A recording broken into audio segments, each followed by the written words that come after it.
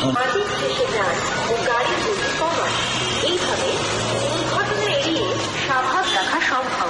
Siddharth mission আর্থ ও Bidhannagar city police এবং আমাদের managing director Shri Sanjay Jain এখানে রয়েছেন।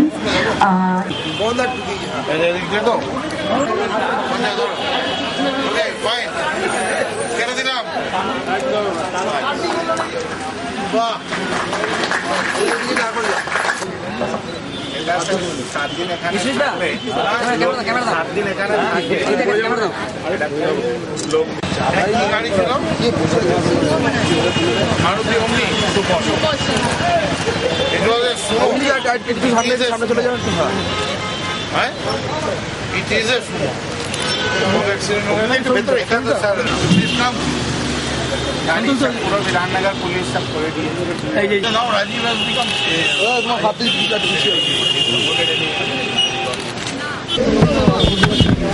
অটোয় মিটার লাগানোর ব্যাপারে আমরা পুরোপুরি ওয়াকিবহাল এবং আগ্রহী।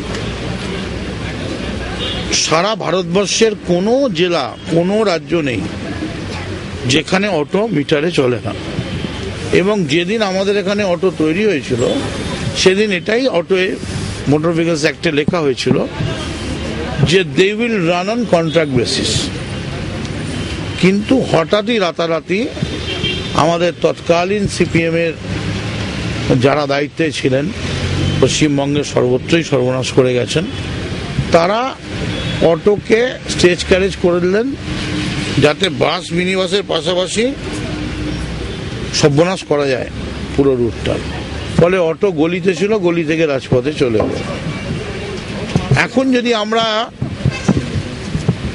125টা official route in and Kolkata, প্রায় 70,000-এর উপর অটো বেআইনি চলছে। এখন যদি আমি গায়ের জোরে অটোকে আটকে এক্ষুনি মিটার বসাতে যাই, কনফ্রন্টেশন হবে, মারামারি হবে, গন্ডগোল হবে। সেই জন্য আমরা এক একটা চেষ্টা করছি এক একটা এলাকা বেছে নিয়ে। সে ফর এক্সাম্পল ধরুন, প্রথম ধরলাম আমরা রাজারহাট এলাকার যত অটো আছে আমরা সেই অটোগুলোকে আগে রেগুলারাইজ করলাম। আমরা বলছি বেআইনি অটো রেগুলারাইজ করো, গুন্ডামি করো না, ভদ্রভাবে চলো। এখন এরা গায়ের জোরে কেউ 2 টাকা কেউ 5 টাকা, এবং সব থেকে বেশি কমপ্লেন হচ্ছে যে জায়গাটায় আমরা দাঁড়িয়ে আছি এই রাজারহাট, উল্টোডাঙ্গা, সল্ট লেক। এটা আমরা অত্যন্ত ওয়াকিবহাল। আমরা কি করছি পুরোটা আমি এক্ষুনি বলতে পারবো না, তবে কোর্টের অর্থ আমাদের মানতেই হবে। এখন যেটা মুশকিল, খুব সিরিয়াসলি আমি বলতে চাইছি, এখন জনগণের একটা অভ্যেস অন্যরকম হয়ে গেছে। অটোয় যেহেতু শাটলে চড়েন, এখন রাতারাতি মিটারে ফিরলে যে মানুষটি 8 টাকায় বা 10 টাকায় যেতেন তার এখন 40 টাকা দিতে হবে। ফলে সেখানে জনগণের মধ্যেও আবার একটা বিভ্রান্তির সৃষ্টি হবে। এই নিয়ে আমরা একটা আলোচনা চালাচ্ছি, কিন্তু আমি মনে করি অটোর এই বেয়াদবিপনা বন্ধ হওয়া দরকার। এবং আপনারা নিশ্চয়ই লক্ষ্য করেছেন যে ব্যাপক ধরপাকড় চলছে, এবং ইয়েস আমরা কথা দিচ্ছি আমরা অটোকে যাতে ঠিক মতো মানুষ পরিষেবা পায়। আপনি বলেছিলেন 27 তারিখে ডেডলাইন, মহিলাকে ধাক্কা দেওয়ার পরেও তারপরে গায়ে হাত, এটাও যেমন ঠিক তেমনি আধ ঘন্টা 15 মিনিটের মধ্যে সব অ্যারেস্ট হচ্ছে, এটাও এর আগে দেখা হয়নি। আপনাদেরই একজন সাংবাদিককে একটি বৈদ্যুতিক মাধ্যমে একটি ম্যাজিক গাড়ি বেলগড়িয়া এক্সপ্রেসে আপনারা জানেন খুব বেধড়াক্কা মেরেছিল। 15 মিনিটের মধ্যে তাকে খুঁজে বের করে তাকে একেবারে 2 মাসের জন্য ভেতরে দিয়ে দেওয়া হয়েছে।